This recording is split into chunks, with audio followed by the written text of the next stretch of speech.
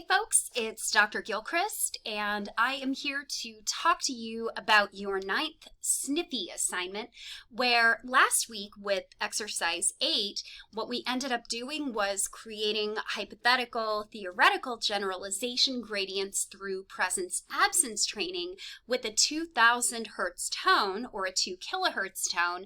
This time, we're actually going to take the data that we got last week, and this week we're going to actually test and see if those generalization gradients are real.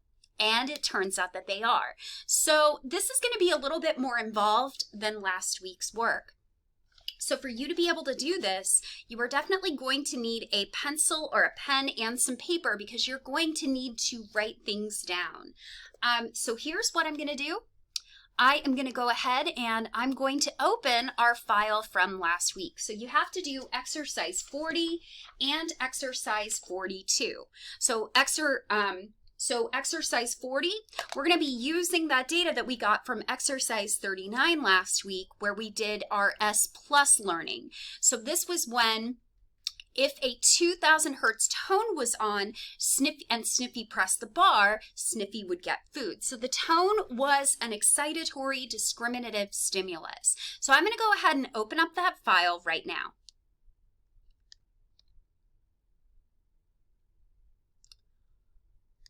So open up your tone discrimination S plus file, and thankfully I have paused the simulation so that I don't have to hear the tone anymore. I don't know where Sniffy is, but we can resume. Oh, there he is. Oh, and there's that noise. Let's go ahead and pause that.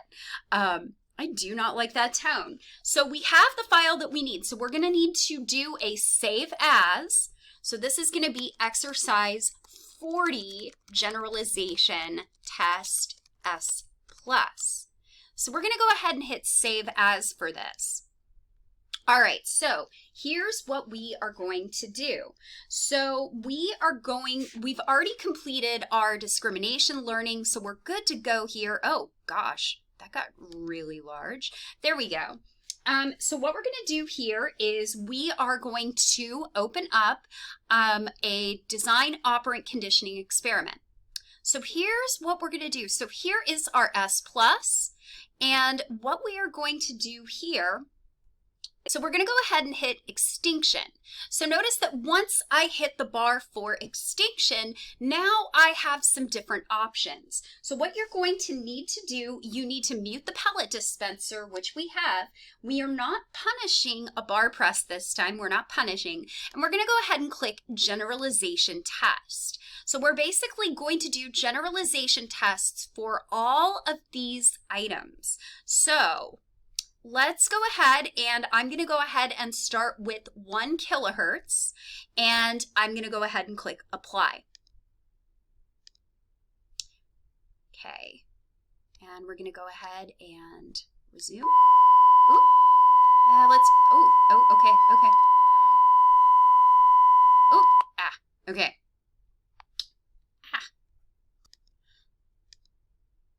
Okay, and resume. There we go. Excellent. Okay, so you'll kind of notice that we've done our generalization test. I'm going to go ahead and pause it. So we had a test tone of 1 kilohertz, and for you to be able to do this, go ahead and isolate Sniffy. That will kind of accelerate, and you won't have to hear that obnoxious tone that we just heard.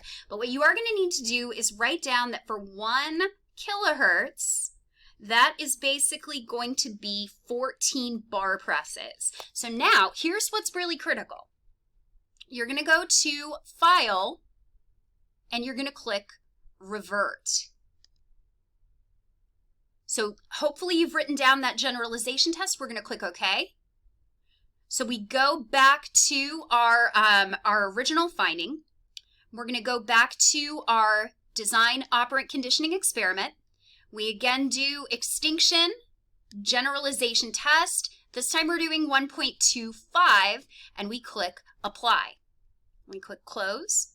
So here I'm going to go ahead and isolate Sniffy, and I'm going to resume. So here we got 16. So then we need to write that down. So it's 1.25 and we got 16 bar presses. So we're going to go ahead and click revert. We're going to click OK. So we're going to go back to design operant conditioning experiment. No tone. We're going to do 1.5. Click apply, close, and we're going to go ahead and isolate Sniffy and accelerate and resume because I paused it. So here we're getting 37. So now we're at 1.5. We're getting closer to 2. So what you're probably noticing if you're counting all of these along with me is that we started with 14 at 1000 hertz. By 1.25 kilohertz, we were at 16, and now we're at 37. So you're basically going to do this all the way up through 3.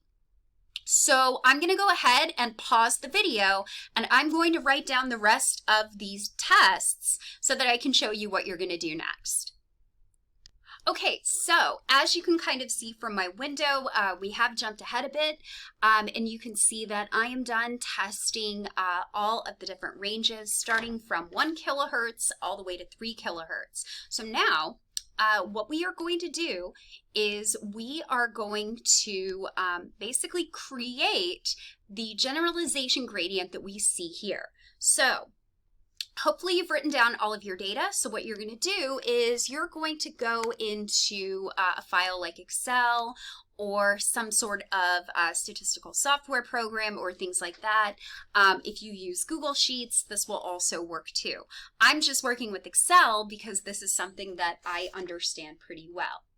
And so what we're going to do is we're going to open up a blank workbook, and I'm going to go ahead and label my columns. So we have tone frequency, and then we have, let's get all the way back up to the top, and then we have bar presses during generalization test. So I'm going to go ahead and pull these out a little bit so that you can see both of the column headings a little bit better.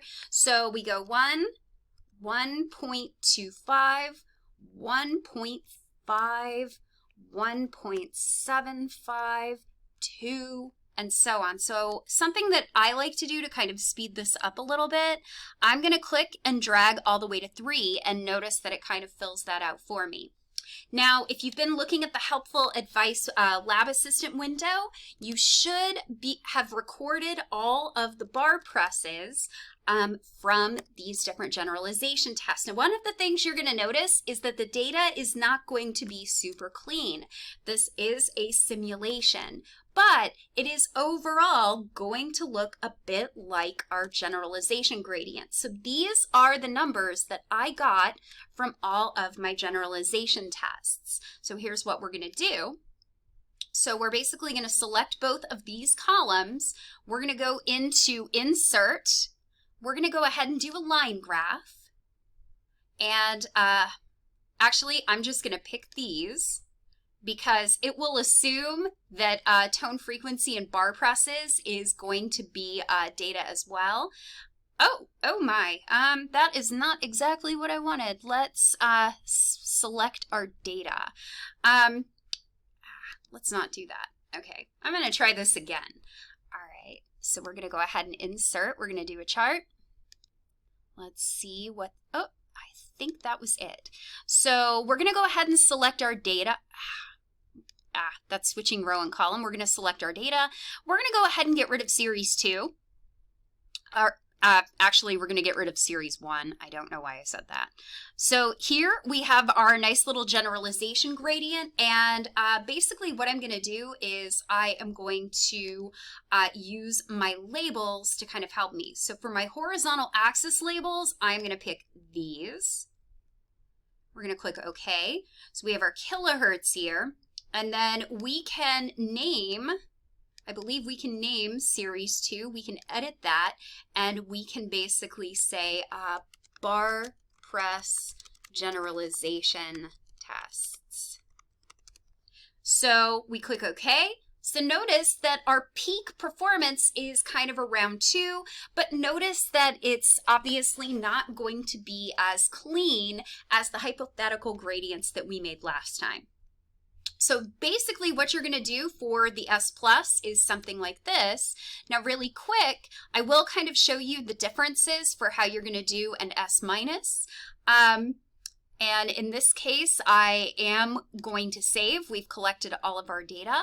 So I'm going to go ahead and open exercise 41, which is tone discrimination as our S minus. Now I'm not going to go through all of this again, but I am going to show you how to set up the generalization tests again. So we're going to go to our design operant conditioning experiment. We're going to do a generalization test. Now remember that this time, our S minus is 2 kilohertz. So here, if a tone is presented and Sniffy presses the bar, Sniffy does not get rewarded. Sniffy only gets rewarded when there's no tone. So what you should see with bar presses when you do these generalization tests is that the closer that you get to that target tone. So I'm going to go ahead and pick 2 kilohertz just to show you. You should get fewer bar pressing than things that are tones that are further away from that original training tone. So I'm going to go ahead and click apply, and I will kind of show you what we find. So if we go to the helpful advice, we're going to resume. And we're going to accelerate, which we are. Notice that we got only about 11 bar presses. So I'm going to really quick go to revert and show you that you should see something different if we do a generalization test at something like 1 kilohertz. So we go to Extinction, Generalization Test. Here we're going to go to 1 kilohertz. We're going to click apply and close, and we're going to go to resume. Notice that we get considerably more bar pressing with a 1 kilohertz tone than we did with a 2 kilohertz tone, the actual tone that Sniffy was trained with as an S minus discriminatory stimulus. So hopefully you have a pretty good idea of how to do this, and I will see you next time.